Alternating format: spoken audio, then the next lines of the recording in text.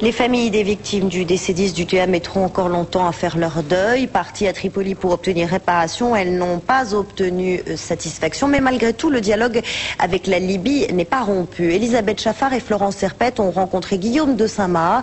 Il est le porte-parole du collectif des victimes. Le dernier voyage de Sergio Vieira de Mello, la dépouille du représentant de l'ONU en Irak tué dans l'attentat de Bagdad, par exemple l'écrivain Jorge Luis Borges. Un Français jugé pour terrorisme au Maroc. Le procès de Pierre Robert doit s'ouvrir à Rabat. Il serait le cerveau des attentats de Casablanca qui avait fait 45 morts. Le maillon essentiel des cellules intégristes disséminées dans tout le pays. Et Pierre Robert était devenu Abou Abderrahman, l'émir islamiste. Abiba Mguizou.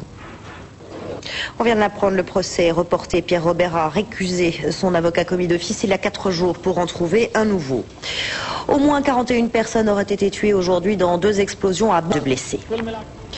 Le Rwanda sur le chemin de la réconciliation, il est donné largement gagnant. Voilà pour l'actualité internationale. On passe au football avec la victoire de Monaco sur le PSG. 4-2. Monaco pourtant privé dès les premières minutes de son attaquant vedette, Shabani Nonda, victime d'une grave blessure au genou. Résumé du match, Fabien Duflo.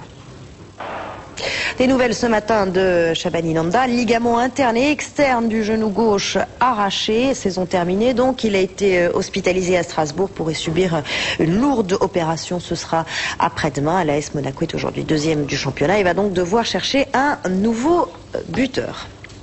Notre page festival direction les Landes pour le Festival international de contrebasse de Cap-Breton, une édition spéciale puisqu'elle rend hommage cette année au bassiste Jean-François Jenny Clarks, disparu il y a 5 ans. Hélène Bonduel avec Mélanie d'Alsace.